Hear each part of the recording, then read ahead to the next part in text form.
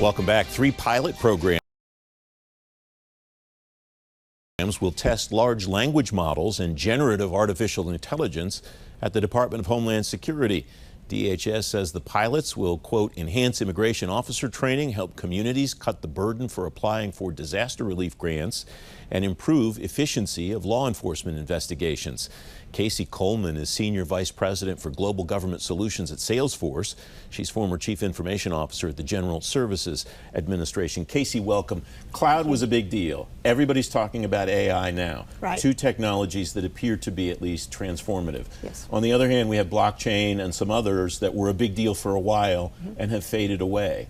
How does one examine, for example, generative AI and see whether it's something that is something that an agency should invest in for the long term or spend a lot of time on pilot programs and so on? Thanks, Francis. Good to be here. And I love this topic because we've seen so many technologies come and go. In addition to blockchain, things like NFT, non-fungible tokens, Internet of Things. I think the difference between those and the technologies that stick, like cloud and mobile and social, first of all, these are things that make our work easier and that we use not only in our work lives but in our personal lives. So AI is already a huge consumer trend. You're probably using it, I'm using it to draft and think about things and as just kind of an aid in my personal life. And so the fact that it's a big consumer trend, that it makes our lives easier, and it's not just a technology that makes life better for someone else, but for the individual employee, and especially if it's integrated into their work, into the flow of work. What are the keys to integrating AI into the flow of work, especially in an organization where maybe technology is not as modern as it could be in order to do that? A couple of things. First, it has to be, you have to be able to get to the data. That is the foundational challenge for any government use case. And take, for example, a public defender's office. We work with some large public defender's office. They represent people who can't afford to hire their own attorneys. And oftentimes they'll get a case with no advance warning and they need to show up in court and represent that person. And if AI can tackle their backlog of case data, they can understand at a moment's notice on their mobile device what the case is, what else is pending with that client, and they can show up and represent them well. And there's a ton of other use cases like that, where if you bring it into the day-to-day work, it's not just another system to go cut and paste, but it makes your life easier and takes friction out.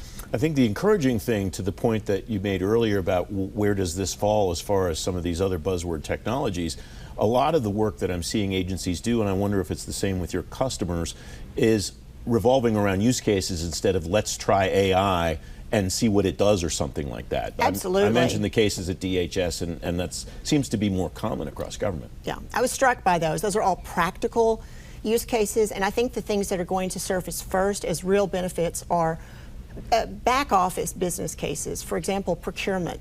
It's a paperwork heavy process, it's highly regulated, it's largely the same across every agency, and there's really not been a good way to automate it and allow employees, contracting officers, to focus on the high value work that only they can do. One of the things that you know very well is that agencies are focused on governance for all of these things. What's your sense of what a strong governance structure that still allows for flexibility of testing and pilots and so on looks like?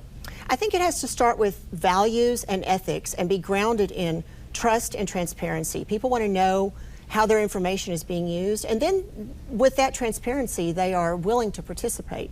So I think the trust and transparency, working to use the data in a way that's ethical and grounded in compliance, and then putting the person at the center, whether it's the employee or the citizen, whoever it is you're serving, starting with them first. A little bit less than a minute left. What does success look like for an agency long term, do you think, especially in the generative AI space, given how new the technology is, at least as far as the way people use it? I think generative AI is really a game changer for us to get to some of the complex mission outcomes that we never could do before because the government world is so complex. Things like much faster time to drug trials, to be able to release new drugs faster to save lives. I think that's a huge thing that we'd all love to see generative AI support. Casey Coleman, great to talk to you as always. Thank you, very Francis. much. You can read more about generative AI in government on today's show page at fedgovtoday.com. Up next, the CIA's three-pronged approach to AI. FedGov Today with Francis Rose continues in a moment.